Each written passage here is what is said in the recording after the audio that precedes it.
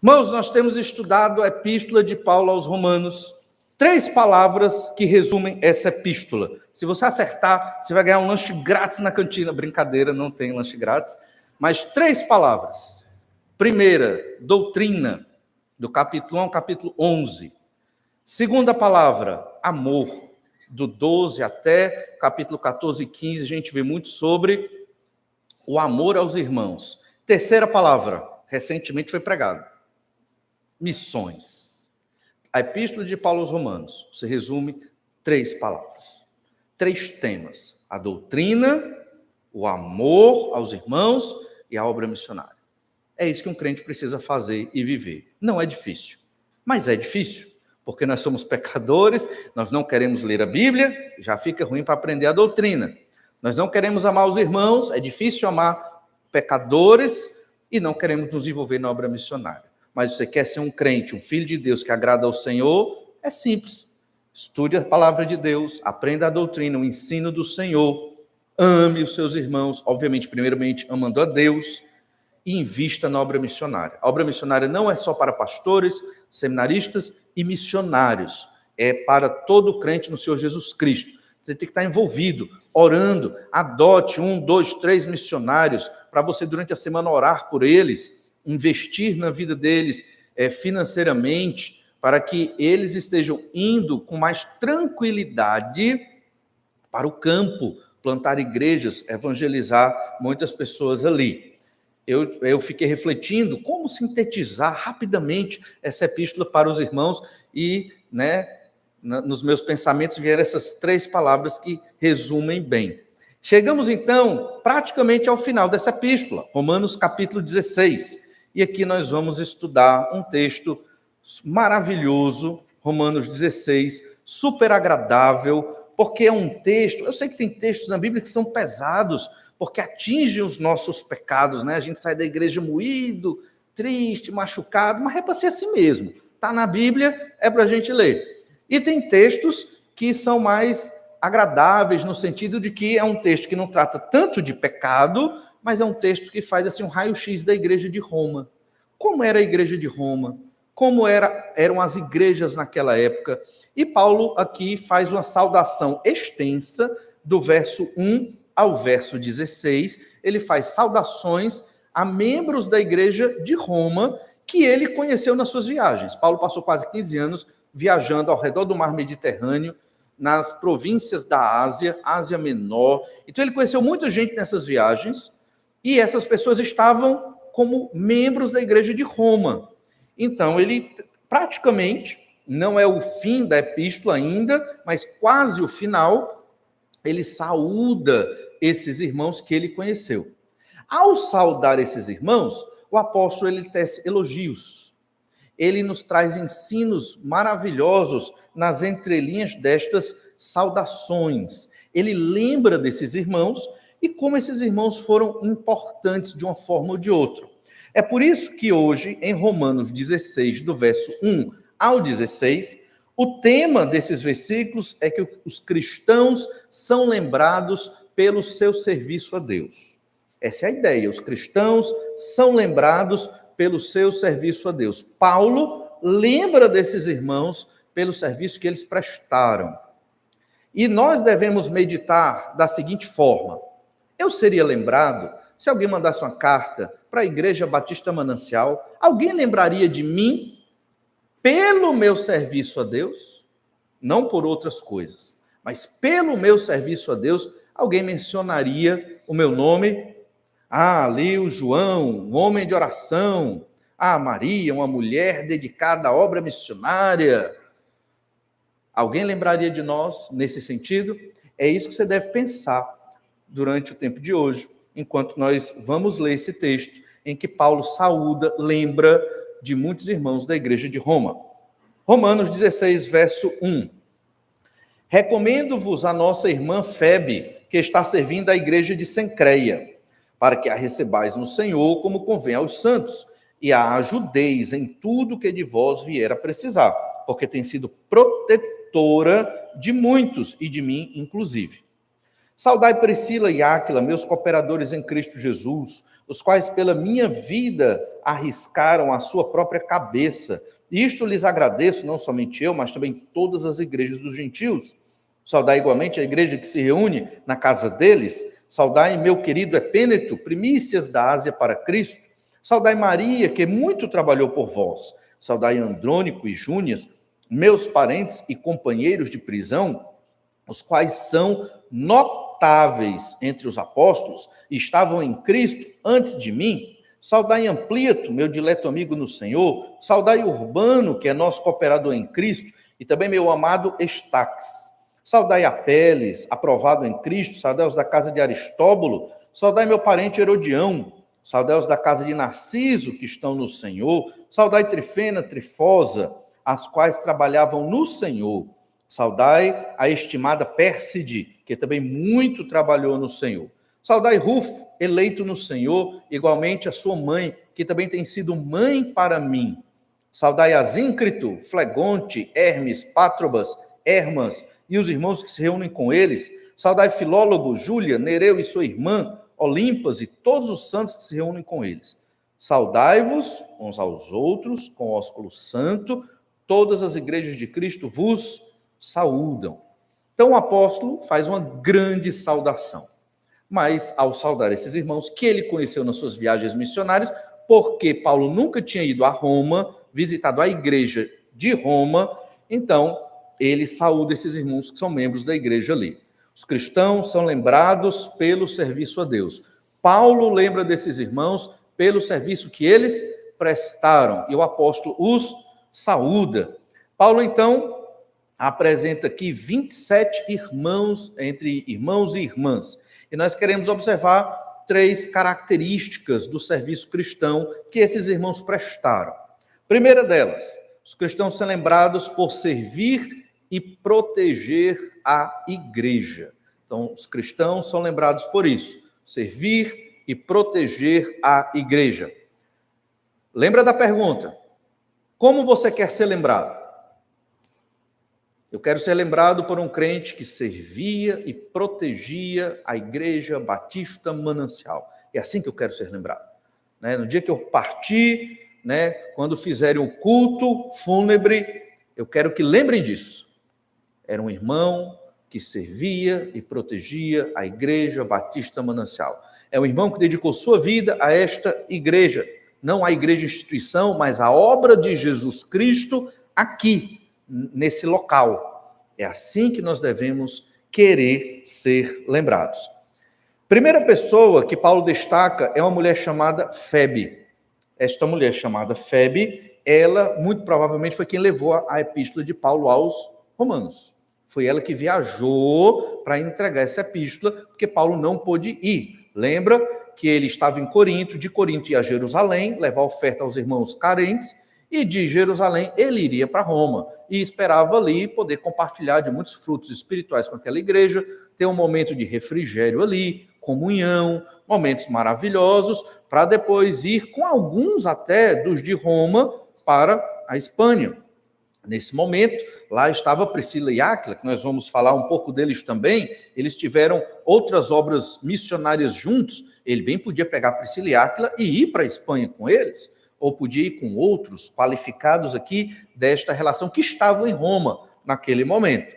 Quem leva essa carta é Febe. Febe, ela era uma serva do Senhor, ela é tratada como diáconos. A palavra diáconos não tem o feminino aqui, ele servia tanto para masculino como para feminino, no caso da língua grega, e ela é chamada de diáconos. Mas não no sentido de ser um diácono como um dos 7 eleitos lá em Atos 6, mas no sentido mais amplo. Ela era uma serva da igreja de Cencreia. Onde era Cencreia? Cencreia era um porto, junto ali da cidade de Corinto, e ela era uma irmã muito importante naquela igreja.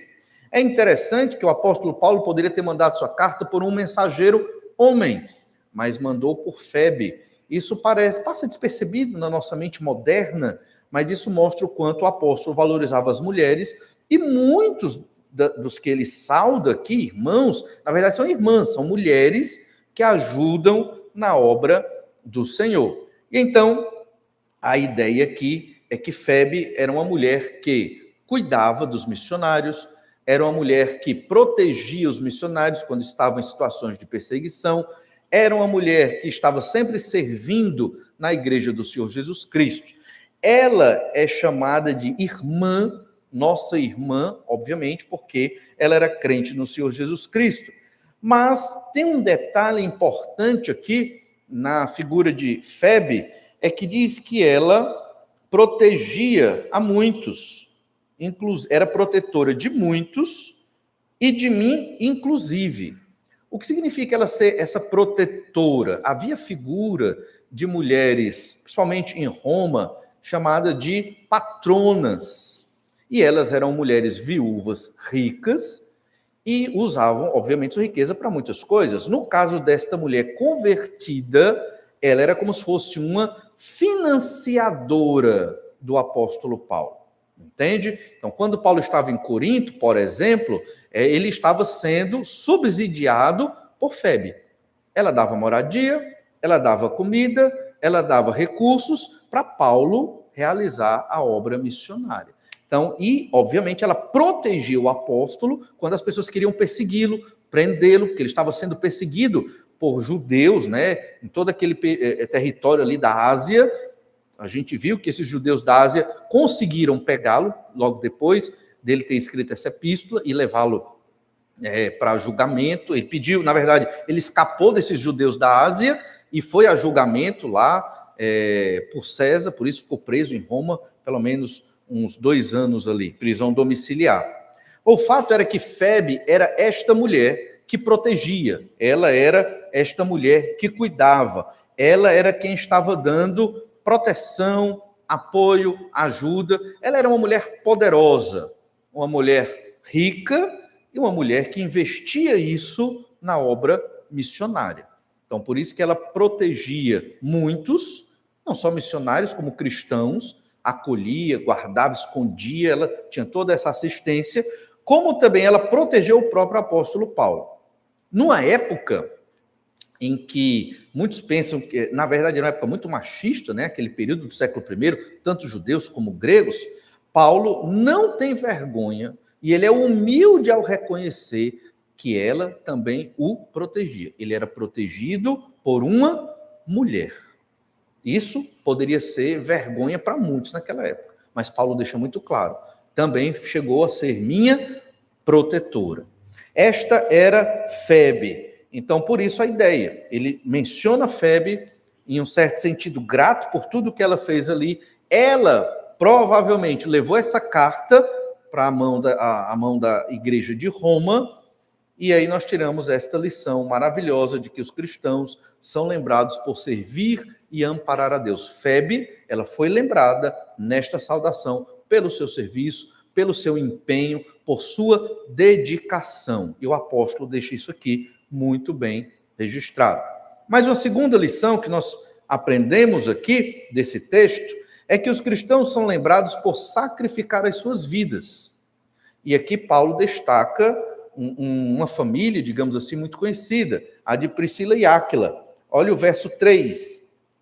Saudai Priscila e Áquila, meus cooperadores em Cristo Jesus, os quais pela minha vida arriscaram a sua própria cabeça. E isto lhes agradeço, não somente eu, mas também todas as igrejas dos gentios. Saudai também a igreja que se reúne na casa deles. Então, Priscila e Áquila foi um casal muito importante na vida do apóstolo Paulo. Eles se encontraram em determinado momento e se uniram numa empresa só. Paulo fazia tendas, Priscila e Áquila também faziam tendas, se juntaram e foram ajudando uns aos outros. Muito provável que, em um dado momento, Paulo viveu subsidiado pela empresa de Priscila e de Áquila, que fazia tendas naquele momento. E ali eles puderam crescer juntos. Priscila e Áquila, eles eram romanos e saíram de Roma por conta de um decreto no ano 49 depois de Cristo do imperador Cláudio, que expulsou judeus e cristãos de Roma.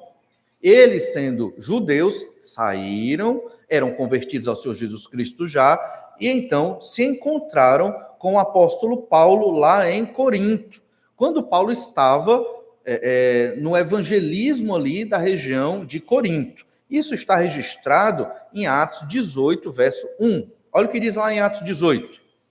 Depois disto, deixando Paulo Atenas, partiu para Corinto. Lá encontrou certo judeu chamado Áquila, natural do Ponto, recentemente chegado da Itália, com Priscila, sua mulher, em vista de ter Cláudio decretado que todos os judeus se retirassem de Roma. Paulo aproximou-se deles, e posto que eram do mesmo ofício, fazedores de tendas, passou a morar com eles, e ali trabalhava, pois a profissão deles era fazer tendas. Então, eles se ajudaram mutuamente.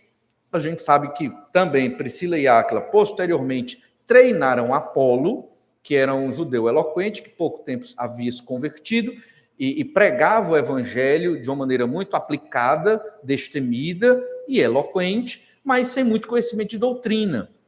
Então, esse casal pegou Apolo e treinou, discipulou, equipou, para que Apolo viesse a ser um grande pregador, que provavelmente ele o foi.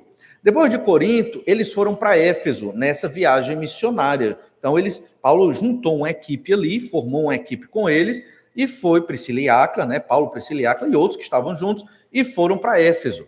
Em Éfeso, Paulo foi bem perseguido, né? E quiseram tentar matá-lo por causa da proclamação do evangelho ali, e porque ele acabou ferindo o lucro de alguns que se aproveitavam do comércio dos ídolos e tudo mais. Não vamos falar de todo o contexto aqui. O fato é que, provavelmente, foi nesse tumulto que Priscila e Áquila arriscaram sua cabeça para livrar Paulo. Em nenhum canto da Escritura fala quando foi que Priscila e Áquila arriscaram sua vida para salvar a vida de Paulo. Mas isso aconteceu.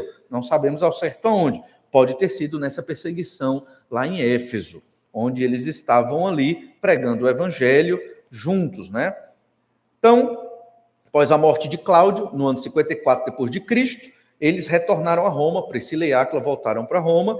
Quando Paulo escreve essa epístola, por volta do ano 55 depois de Cristo, eles já estavam em Roma, congregando ali na igreja de Roma. Eles provavelmente ouviram essa carta sendo lida ali publicamente para a igreja, quando Febe chega lá e entrega essa epístola nas mãos do pastor, do bispo da igreja. Priscila e Áquila, eles também cuidavam de uma igreja, eles eram bem aplicados, onde eles estavam proclamando o evangelho e estavam plantando igrejas. Você vai ver nesse texto que era muito comum haver igrejas nas casas das pessoas, e não é errado igrejas na casa das pessoas. No entanto, nosso contexto urbano é bem complicado, é bem difícil isso acontecer, mas não quer dizer que não possa, né? Se um dia você vai para uma determinada localidade onde não há uma igreja, você quer iniciar uma igreja na sua casa, você pode, talvez até deva evangelizar pessoas e realizar cultos na sua casa. Muitos vão se convertendo, se Deus for abençoando, e aí vai crescendo. Você vai perceber que chega um ponto que a sua casa já não comporta mais.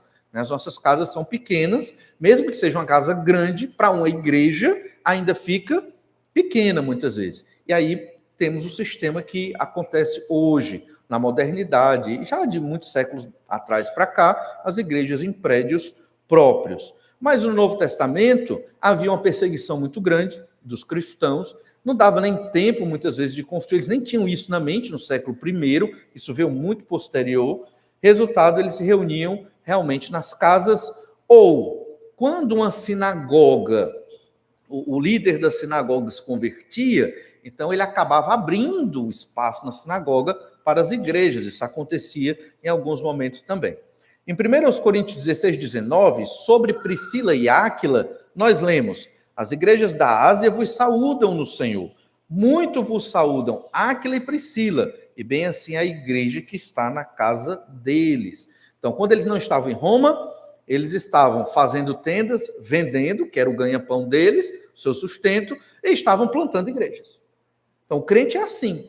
Essa é a perspectiva que nós devemos ter na nossa vida. Nós temos o nosso ofício, nós trabalhamos, mas estamos sempre pregando o evangelho, sempre falando do Senhor Jesus Cristo, sempre interessados na obra do Senhor, e se Deus nos motivar, estamos até plantando igrejas na nossa própria casa. Você pode, se você quiser, ter uma reunião semanal na sua casa, falando do evangelho para os seus vizinhos, para os seus parentes, Você coloca ali algum atrativo, né, alimentar, comes e bebes, e Bíblia, oração, e vai crescendo ali na comunhão daquelas pessoas. Aquilo pode se tornar uma igreja, ou aquilo pode, pelo menos, fazer parte de uma igreja. Mas o interessante desse texto é o verso 4, Romanos 16, 4. Os quais, pela minha vida, arriscaram a sua própria cabeça. Veja que Paulo ele faz uma hierarquia. Primeiro, Febe, minha protetora, que me ajudou muito, que está levando essa carta. Depois, Priscila e Áquila, arriscaram a vida deles por mim. Então, nós cristãos somos lembrados quando sacrificamos nossas vidas pela obra do Senhor. Priscila e Áquila sacrificaram suas vidas pela vida do missionário Paulo. Veja como eles estavam imbuídos da obra de Deus, estavam sintonizados com a vontade de Deus. Na casa deles havia uma igreja. E penso eu que se Paulo tivesse chegado a Roma pacificamente e de lá ido para a Espanha, talvez Priscila e Áquila fosse parte da equipe que ele iria levar com ele para pregar o evangelho ali. Mas Paulo, então, a partir daqui, começa a falar de muitos outros irmãos. É uma enxurrada de nomes aqui. E nós temos um terceiro ensino, lição que nós tiramos desses textos, só que um ensino bem mais geral. Os cristãos são lembrados por servir em união. A partir do verso 5, metade do verso 5 em diante, nós percebemos uma mistura heterogênea de pessoas aqui que compõem a igreja de Roma. E a gente aí tira uma conclusão de que a igreja de Roma e muitas outras igrejas, elas eram bem misturadas, com judeus e gentios, com homens e mulheres, com escravos e livres, e que todos, ou pelo menos a grande maioria, estavam servindo ao Senhor de alguma forma. Como eu falei no início, isso aqui é meio que um retrato, um raio-x da igreja de Roma. Ele só falou de 27 pessoas que ele conheceu nas suas viagens missionárias no Mediterrâneo e na Ásia. Haviam muitos outros componentes, membros do corpo de Cristo na igreja de Roma, certamente, mas esses que ele menciona, que ele conheceu, mostram um pouco de como era aquela igreja. Então, veja que o apóstolo aqui, a partir do verso 5, ele vai falar de várias raças, ele vai falar de várias classes sociais e de gêneros, né, masculino e feminino. Isso indica que a igreja era bem misturada e de que todos estavam ali unidos para servir ao Senhor. Isso é muito interessante, porque o capítulo 14 e 15 dessa mesma epístola, que Paulo escreveu aos Romanos, é um capítulo que fala de amar o irmão mais fraco na fé. Era uma disputa entre judeus e gentios. Então havia essa disputa naquela igreja? Havia. Mas ao mesmo tempo tem irmãos que eram membros daquela igreja que viviam servindo ao Senhor.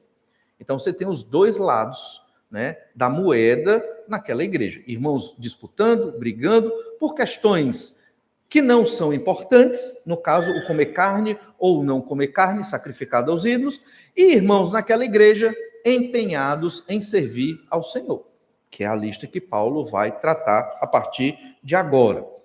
Pensando na raça, Paulo fala de muitos judeus e gentios aqui. Nós temos Priscila e Áquila, que eram judeus, compunham aquela igreja ali, né, eram da raça dele, da gente dele. Nós temos também Andrônico e Júnias, saudai Andrônico e Júnias, meus parentes, verso 7, estou lendo o verso 7, meus parentes e companheiros de prisão, os quais são notáveis entre os apóstolos, estavam em Cristo Jesus, em Cristo antes de mim.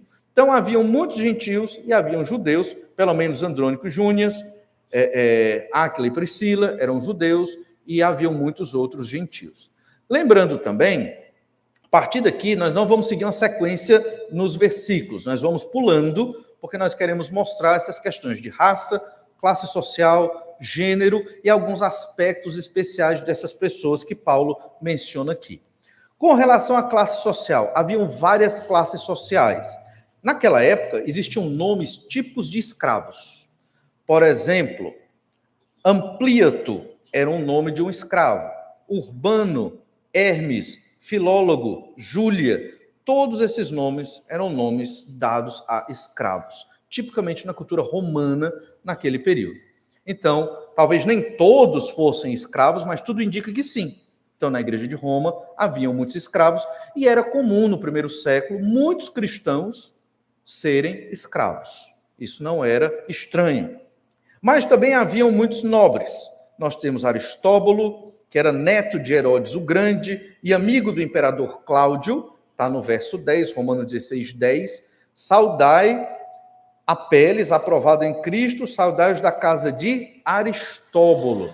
Aristóbulo provavelmente não se convertera, mas alguns da casa dele, sim, parentes de Aristóbulo, haviam se convertido. Ele, historicamente falando, era o neto de Herodes o Grande e era amigo de Cláudio, do próprio imperador. Não sabemos se Aristóbulo creu, provavelmente não, mas parentes dele se converteram, faziam parte da igreja de Roma. Então, na igreja de Roma, nós temos judeus e gentios, nós temos escravos e nós temos parentes dos nobres. Mas também outro nome mencionado aqui de um nobre é Narciso, Romanos 16, 11. Olhem na sua Bíblia. Saudai meu parente Herodião, saudai os da casa de Narciso, que estão no Senhor. Narciso era o conhecidíssimo, rico e poderoso liberto que exerceu grande influência sobre o imperador Cláudio. Ele era muito conhecido, historicamente documentado. Ele, não sabemos se creu, mas alguns da casa dele sim creram no Senhor Jesus Cristo. Então, haviam nobres que faziam parte da igreja de Roma. Isso é importante porque essa questão de classes sociais, essa distinção de classes sociais existia na igreja de Roma. Entende? Então, era necessário uns amarem uns outros. Então, veja, um escravo, um liberto rico, que tinha influência sobre o imperador. Na verdade, ele em si não era crente, mas alguns da sua casa eram e estavam congregando ali. Veja, então, como o Senhor estava operando naquela igreja. E assim, provavelmente, era na igreja de Corinto e em várias outras igrejas. Como a gente tem falado, é como se fosse um retrato da igreja. E a igreja toda era uma igreja composta de pessoas de classes sociais diferentes, etnias diferentes. Olha ainda Romanos 16, verso 13. Saudai Rufo, eleito no Senhor, e igualmente a sua mãe, que também tem sido mãe para mim. Rufo, ele é eleito no Senhor porque provavelmente ele foi escolhido para ser ou um pastor, ou presbítero, ou um diácono na igreja naquele momento. Mas Rufo, ele era muito conhecido. Existe um evangelho que fala de Rufo, é o evangelho de Marcos. Marcos, ele era discípulo do apóstolo Pedro. Tudo que Marcos escreveu, inspirado pelo Espírito Santo, veio sob a influência de Pedro. Poderíamos dizer que o evangelho de Marcos é o evangelho de Pedro, porque ele foi discipulado por Pedro e o material que ele teve, grande parte veio de Pedro. Marcos escreveu esse evangelho para os romanos. Foi um evangelho do Senhor Jesus Cristo destinado para que romanos conhecessem a história de Jesus. Você sabe que o evangelho de Mateus foi escrito para os judeus, o de Lucas para os gregos, especificamente para que os gregos compreendessem a mensagem do evangelho de Jesus, o evangelho de Marcos para os romanos e o evangelho de João para todos os povos, de todas as raças. Então, lá em Marcos 15, 21, nós ouvimos falar de Rufo. E obrigaram a Simão Cirineu, que passava, vindo do campo, pai de Alexandre e de Rufo, a carregar-lhe a cruz. Ele era o filho de Simão Cirineu, que carregou a cruz do Senhor Jesus Cristo. Só Marcos apresenta esse detalhe. Por quê? Porque esse evangelho foi para a igreja de Roma, onde lá estava Rufo, que era ou um pastor ou um diácono eleito pela congregação. Rufo era uma pessoa muito importante. E a mãe de Rufo foi uma mãe para o apóstolo. Ajudou o apóstolo Paulo em muitos momentos. Não sabemos exatamente como, mas se tornou uma mãe para ele. Muito interessante. Às vezes se deixa pai, mãe, filhos, tudo por causa do evangelho, mas você recebe muito mais, um número enorme de outras mães, de outros irmãos, de outros filhos, quando você serve ao Senhor Jesus Cristo de modo mais efetivo. Então perceba que com relação à classe social, nós temos nobres, nós temos escravos, libertos, toda sorte de pessoas vivendo ali em Roma. E com relação ao gênero, as mulheres eram muito desprezadas naquela época. O apóstolo Paulo faz menção aqui o grande número de mulheres que estavam servindo ao Senhor. E ele dá um destaque. elas serviam de modo exaustivo. Ele já mencionou Febe, ele já mencionou Priscila, mas nós temos também Maria, Romanos 16, verso 6. Saudai Maria, que muito trabalhou por vós. Esse muito trabalhou é um verbo que se diz, que traz a ideia de um trabalho exaustivo. Ela trabalhou a exaustão. Nós temos muitas mulheres mencionadas aqui. Já falei de Priscila, de Maria, Júnias provavelmente seria uma mulher. Nós temos Trifosa e Trifena, esse nome indica que elas eram gêmeas. E nós temos Pérside aqui. Em Romanos 12, nós lemos sobre Pérside, Romanos 16, 12, diz: saudai a estimada Pérside, que também muito trabalhou no Senhor. Tanto Maria como Pérside, esse nome Pérside quer dizer mulher da Pérsia, elas trabalharam exaustivamente. Aí você pensa assim, como eu quero ser lembrado na igreja de Jesus? Essa é a pergunta que você deve se fazer. Como eu quero que as pessoas lembrem de mim na igreja de Jesus? Se alguém escrevesse uma carta para a Igreja Batista Manancial, como falaria de mim, membro da Igreja Batista Manancial, nesta carta? Paulo escreveu para a igreja de Roma, ele conhecia alguns membros ali, olha como ele fala desses membros. Talvez, aqui é total especulação, Paulo conhecesse um ou outro membro sem futuro. Sabe o que é um membro sem futuro da igreja de Roma? É aquele que não quer saber de nada do Evangelho, de nada de Jesus, de nada da Bíblia. Está lá na igreja porque gosta do retiro, gosta da diversão, gosta da animação, gosta das pessoas, mas de Jesus, do Pai, do Filho e do Espírito Santo, não quer conversa. Pelo menos não demonstra querer tal conversa. Então, Paulo talvez conheceu algum membro da igreja de Roma que era assim. Nem entrou na lista, né? Porque Paulo também não queria falar mal de ninguém. Fica chato, você manda carta para uma igreja, olha, saudai o irmão que não vem para os cultos. Saudai o irmão que não vive em oração. Saudai o irmão que não quer nem saber da obra missionária.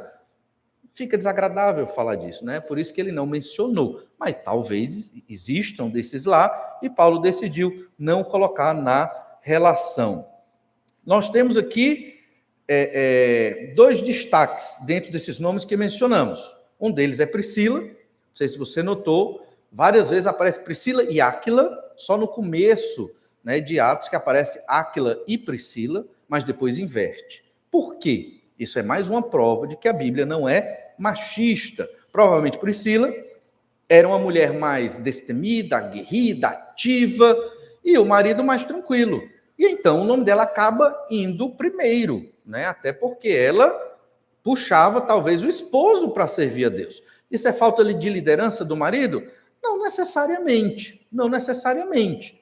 A ideia é que os homens estejam motivando sua família a servir ao Senhor. Mas se, às vezes, um tem uma temperatura, não é nem uma temperatura, uma velocidade mais tranquila, o outro pode dar uma acelerada. E assim os dois vão caminhando na obra de Deus. Não é problema nenhum, obviamente, quando isso é feito com toda ordem e decência. Provavelmente era o que aconteceu aqui com Priscila. E outro destaque é o de Andrônico e Júnias. Provavelmente um casal, uma família que servia ao Senhor. Priscila e Áquila era uma família que servia a Deus. Andrônico e Júnias, outra família que servia ao Senhor. O destaque aqui é que eles eram notáveis entre os apóstolos. Romanos 16, 7. Saudai Andrônico e Júnias, meus parentes, eram judeus também, não sabemos o grau de parentesco, mas eram parentes do apóstolo, converteram-se antes do apóstolo, provavelmente, foram companheiros de prisão, eram tão dedicados à obra do Senhor que chegaram a ser presos como cristãos naquela época, os quais são notáveis entre os apóstolos. E apóstolos aqui não se refere aos 12. Nós temos o uso da palavra apóstolos para os 12 apóstolos. Então, 12 apóstolos são só aqueles 12. Andrônico e Júnias não são apóstolos dos 12. Há uso mais geral para apóstolo. Na Bíblia, essa palavra apóstolo, de um verbo grego chamado apostoléu, que significa enviados. Num sentido mais extenso, enviados com uma missão. Hoje a gente chama uma pessoa de missionário, quando ela vai ali levar o evangelho para outros povos. o termo bíblico para missionário era apóstolo. Barnabé foi chamado de apóstolo. E outros também eram apóstolos, como Andrônico e Júnias. Então, o que Paulo está dizendo é, dentre os missionários, eles são notáveis. Pensou? Alguém vai escrever uma carta para a Igreja Batista Manancial, né? Então, como nós seríamos lembrados nessa carta? Destacados, notáveis entre os missionários da igreja. Tudo bem que nós não somos missionários de tempo intensivo, exaustivo, dedicados à vida para isso, mas nós podemos sim ser missionários no sentido de evangelistas, missões urbanas, onde eu estiver indo proclamar o evangelho do Senhor Jesus Cristo, de uma maneira sutil, de uma maneira mais aplicada, verbalmente, com folheto, mas eu estou sempre falando. Aí escreve uma carta para a Igreja Batista Manancial, alguém escreve e diz, olha, irmão João, lembro dele, sempre que estávamos no ônibus, estava lá ele falando do evangelho, sempre nas caminhadas matinais, evangelizando ali as pessoas que estavam nas caminhadas matinais. Será que é assim que nós seremos lembrados? Entende? Deveria ser. Não é verdade? Temos que ser lembrados com estas qualidades, com estas características aqui. Então, Andrônico e Júnias eram notáveis entre os apóstolos, já tinham sido presos e creram em Jesus antes mesmo do apóstolo Paulo. Veja quantos nomes ele menciona, quantas características aqui. Isso nos faz lembrar de Gálatas 3:28. Gálatas 3:28 nos mostra como é que a igreja deve ser. Dessarte não pode haver judeu nem grego, nem escravo nem liberto, nem homem nem mulher, porque todos vós sois um em Cristo Jesus. Então, na igreja, o nobre e o escravo são um em Jesus. Não há essa distinção na igreja. O homem e a mulher têm o mesmo valor na igreja do Senhor Jesus Cristo. Eles estão unidos com Cristo. Essa união com Jesus é que nos faz irmãos. Em vários textos da Escritura é dito que a nossa irmandade por causa do sacrifício de Jesus é mais forte, maior do que os nossos laços de sangue com os nossos parentes terrenos. Eu sei que às vezes alguns não vivem dessa forma, mas é um princípio bíblico. Nossos irmãos na fé em Jesus são mais irmãos. Por isso nos chamamos de irmãos. E são mais ligados e próximos, pelo menos deveriam ser, do que os nossos próprios parentes de sangue. Jesus falou isso quando foi lá Maria e os irmãos dele interrompê-lo quando ele estava pregando e disse, espera aí, minha mãe e meus irmãos são todos aqueles que fazem a minha vontade. Quer dizer, servir a Jesus, crer em Jesus, era superior até a própria família de sangue do Senhor Jesus Cristo.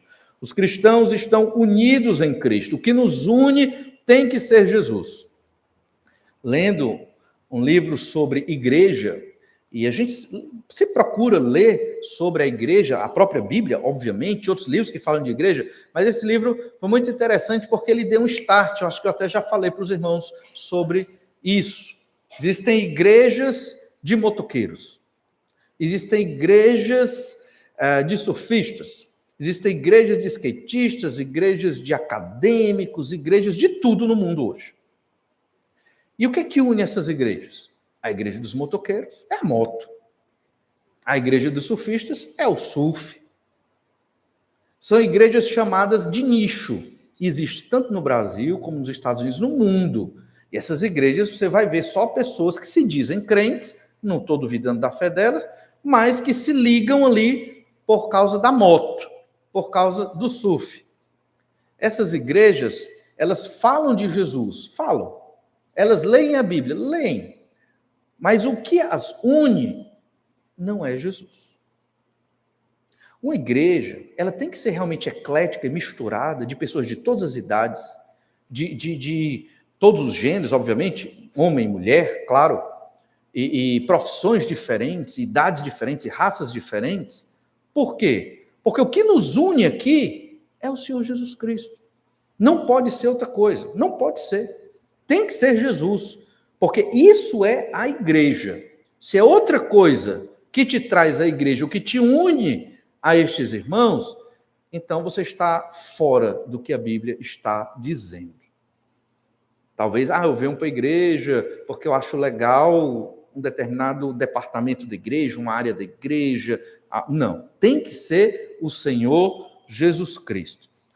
Sei que não dá para ver bem, mas no versículo, em Romanos 16, no versículo 3, 7, 9 e 10, se repete a expressão em Cristo. Isso não é por acaso, é porque é o que une esses irmãos. Eles estão em Cristo, dentro de Cristo. Essa é a ideia. Unidos. Ainda aparece no verso 8, no verso 11, 2 vezes no verso 12 e 13, no Senhor. Estão no Senhor, dentro do Senhor. O Senhor, obviamente Jesus Cristo, é o que os une. Você percebe 2 vezes a linguagem familiar, irmão e irmã, no verso 1 e no verso 14. Na verdade, é irmã e irmão. E Paulo chama as pessoas de amados, meus amados, no verso 5, 8, 9 e 12. São expressões de família, mas não de qualquer família, mas da família de Deus, do amor de Deus e do que une todos esses nomes aqui. Jesus Cristo. Viemos aqui para glorificar o nome do Senhor Jesus Cristo. O nosso assunto aqui na igreja é o Senhor Jesus Cristo. E nunca vai se esgotar. Primeiro porque Jesus é infinito. O Pai, o Filho e o Espírito Santo são infinitos. Então tem assunto para a eternidade toda. Nunca vai esgotar. Falar de Jesus, o que Jesus deixou, obviamente o que os apóstolos escreveram sobre o Senhor Jesus Cristo, as epístolas, trataram sobre o Senhor Jesus. Outro detalhe de todos esses nomes que foram mencionados aqui é que alguns são chamados de cooperadores. Verso 3, Romanos 16, 3. Saudai Priscila e Áquila, meus cooperadores em Cristo Jesus. E Romanos 16, 9. Saudai Urbano, que é nosso cooperador em Cristo Jesus. Em Cristo. Ou seja, não é um cooperador numa obra social. Não é cooperador numa atividade secular. É cooperador na obra de Jesus Cristo.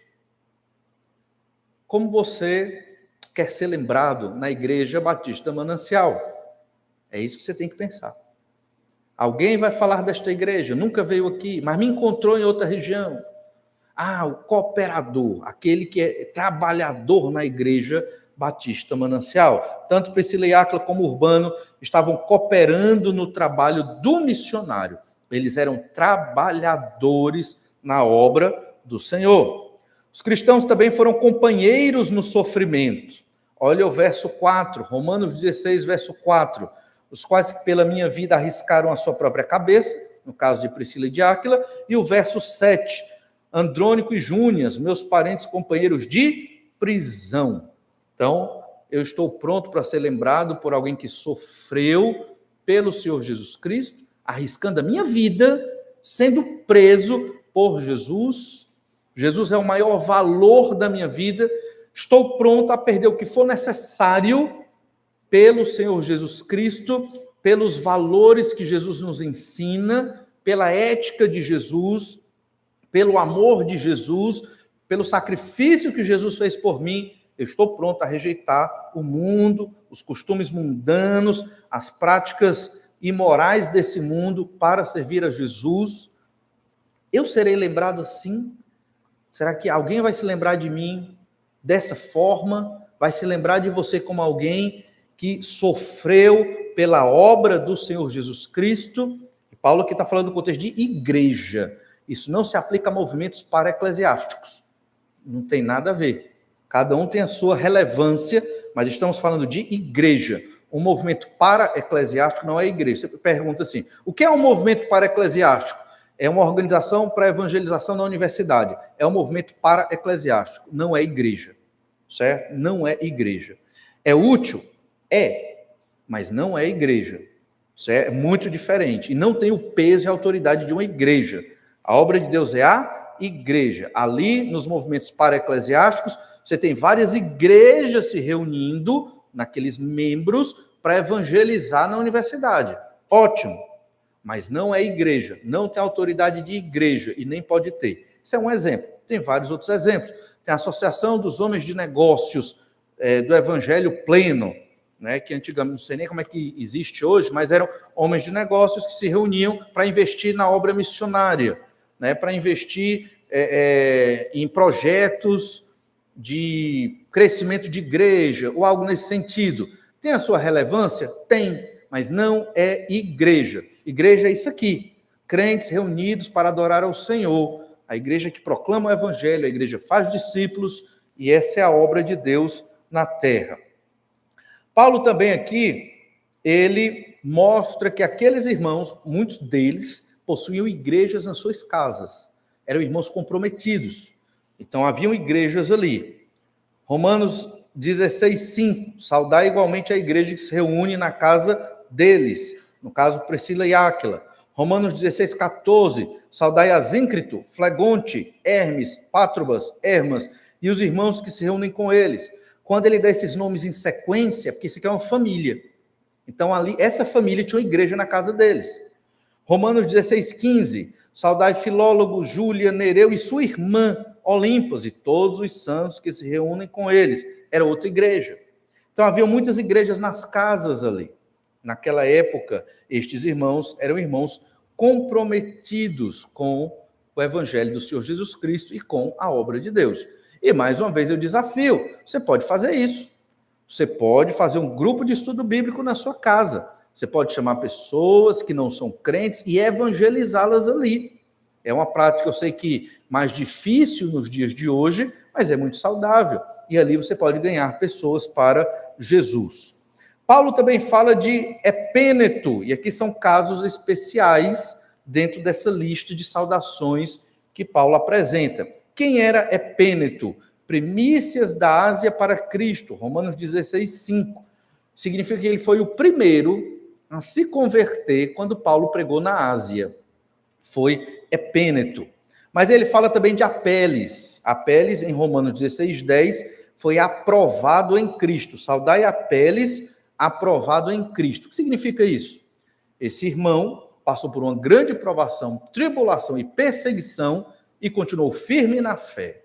Ele foi aprovado, demonstrou ser um irmão maduro na fé, mesmo depois dessa perseguição e tribulação, que a gente não sabe ao certo o que foi, mas ele foi aprovado em Cristo. Então, ou seja, ele demonstrou ser um cristão de fato, com uma fé madura.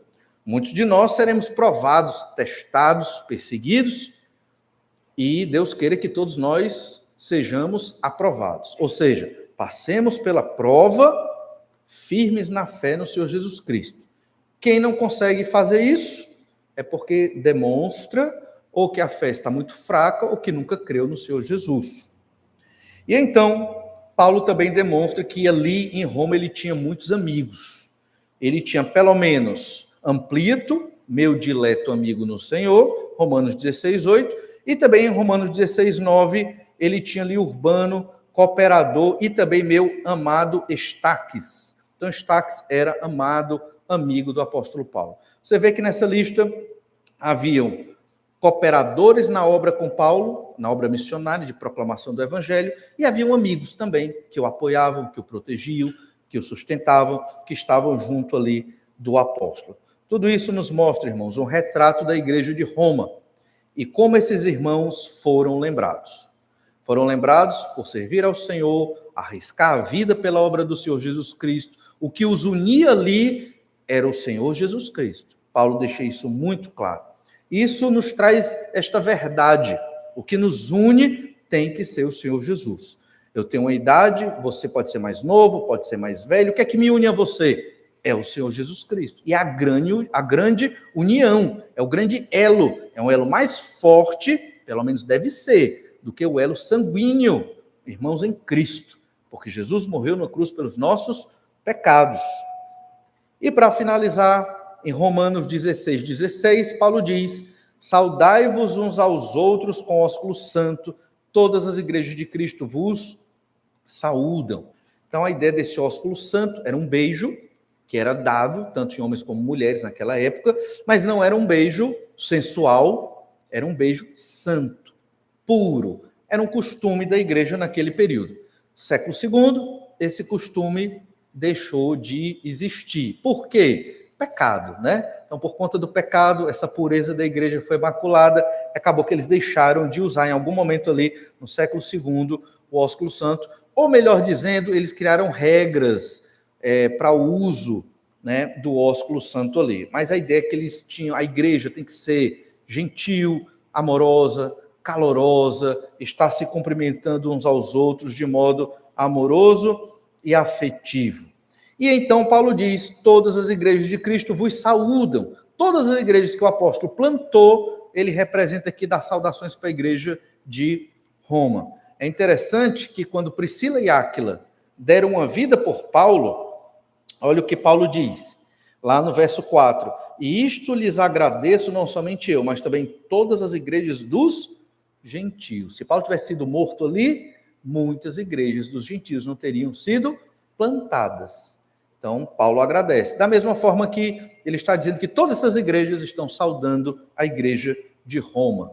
Percebe-se também um relacionamento aqui entre igrejas de gentios, igrejas dos judeus, judeus e gentios juntos, e nesse relato, trabalhando cordialmente para a glória do Senhor Jesus Cristo.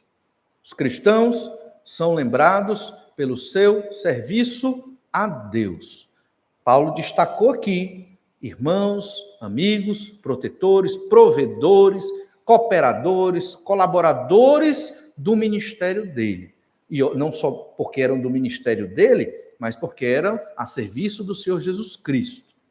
Então, como você gostaria de ser lembrado, ou seria lembrado se você tivesse nesta relação? Você seria um amigo do missionário, cooperador do missionário, alguém que deu a vida pelo missionário, um protetor desse missionário. Como você se encaixaria dentro desta relação? Interessante, porque esse texto está aqui na Bíblia Sagrada, não somente como uma despedida. Paulo aqui está fazendo a despedida, os momentos finais dessa carta, mas para nós refletirmos, para sermos motivados a servir na obra de Deus. Não podemos ser crentes que passam por esta igreja sem nenhuma contribuição. Não estou falando de finanças, estou falando da sua vida. Não podemos ser servos de Jesus que não serão lembrados ou notados pelo seu serviço. Então, devemos servir a Jesus, não para a nossa glória, para a glória de Deus, obviamente, mas tendo esse entendimento, né? Como as pessoas me enxergam nesta igreja. Essa é a ideia. Eu sou alguém que serve ao Senhor Jesus. Não estou dizendo que a gente tem que trabalhar para mostrar algo para alguém. Não, é para a glória de Deus. Mas, como eu me avalio dentro desse contexto? Os cristãos são lembrados pelo serviço a Deus. Sintetizando, são lembrados por servir e amparar a igreja, são lembrados por sacrificar suas vidas pela obra do Senhor e são lembrados por servir em união. Todos esses nomes aqui, um homem, mulher, escravo, livre, nobre, judeus e gentios, todos servindo juntos, porque o que os une é o Senhor Jesus Cristo. Da mesma forma aqui, gerações diferentes, idades diferentes, homem e mulher, cada um tem um trabalho diferente do outro aqui, ou seja, muitas coisas nos diferenciam e nos distinguem, mas tem algo que nos une e é por isso que estamos aqui hoje à noite. E é isso que nos faz ser irmãos, é o Senhor Jesus que morreu na cruz pelos nossos pecados. Vamos orar ao Senhor para que o Senhor nos abençoe, a fim de que sejamos lembrados desta forma, como servos do Senhor Jesus, cooperadores, trabalhadores na obra de Deus. Vamos orar. Obrigado, Pai amado, por tua graça e misericórdia, pelo teu tão grande amor para conosco. Senhor Deus, nos ajuda a sermos servos fiéis, como tantos foram mencionados aqui nessa lista. Tantos homens e mulheres serviram a Ti, entregaram as vidas ao Senhor, investiram seus recursos, sua vida, investiram relacionamentos, amizade, tudo o que possuíam para que a Tua igreja avançasse na proclamação do Evangelho do Senhor Jesus Cristo. Senhor Deus, como nós estamos servindo ao Senhor E como seremos lembrados pelo ministério que o Senhor nos dá? O Senhor tem nos dado a cada um aqui um ministério, um serviço. Que cada um, ó Deus, dentre nós, seja aplicado no seu ministério e no seu serviço. Percebemos nesse texto, ó Pai, que nem todos entregaram a vida ali para salvar o missionário Paulo. Mas alguns eram amigos, outros cooperadores. O caso é que todos estavam ali servindo ao Senhor de uma forma ou de outra. Ajuda-nos, ó Pai, a não sermos apáticos na nossa fé, passivos no nosso serviço a Ti. Capacita-nos para que sejamos servos fiéis, que vivem para cooperar, trabalhar, viver de modo aplicado na Tua obra. É o que nós te pedimos, Pai, em nome do Senhor Jesus Cristo, é que oramos. Amém. Deus abençoe a todos. Nós temos agora um momento de oração silenciosa. Converse um pouco mais com o Senhor, seu Deus. Deus abençoe sua semana. Lembre-se de ler sua Bíblia diariamente e de fazer seu devocional e seu tempo de oração. Uma boa noite a todos e até breve.